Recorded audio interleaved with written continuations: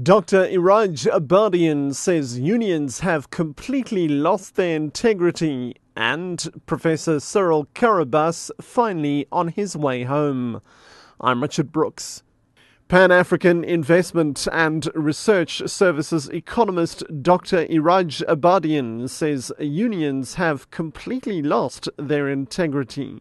He also says he believes government has underestimated the magnitude of the problems at the Lonmin and Anglo-American platinum mines. Earlier, AMCU and NUM said they did not expect strike committees at Anglo Platinum in Rustenburg to get any support from the miners as they plan to embark on an unprotected strike. Yesterday, the committees threatened to stop work after proposed restructuring that could see 6,000 job cuts. Abadian says the current situation is not good for industrial relations in the mining sector. Quite clear from evidence on the ground that the unions have pretty much lost their integrity as an organization, and the union leadership and the members do not seem to be on the same page.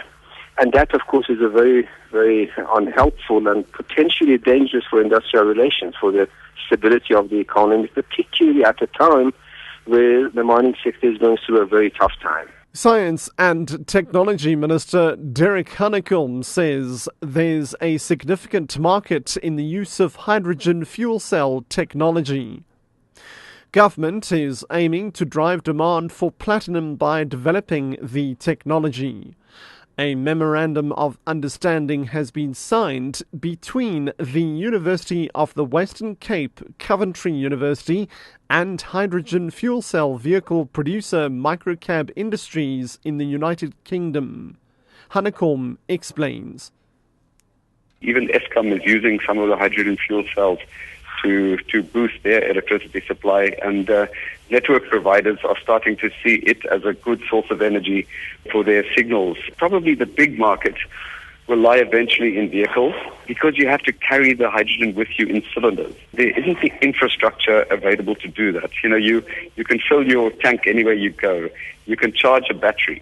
But for the hydrogen fuel cell, you need to get the hydrogen.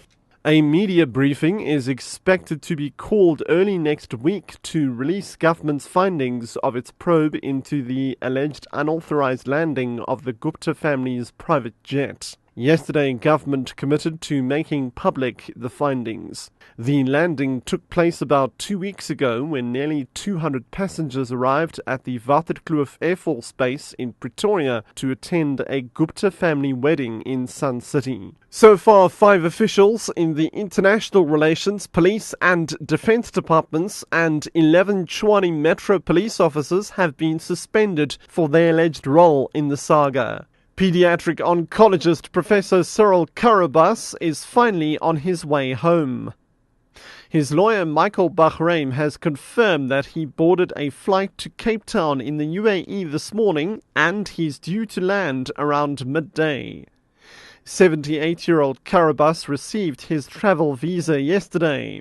He'd been detained in the UAE since last August after being sentenced in absentia for the death of a girl he treated for leukemia in 2002.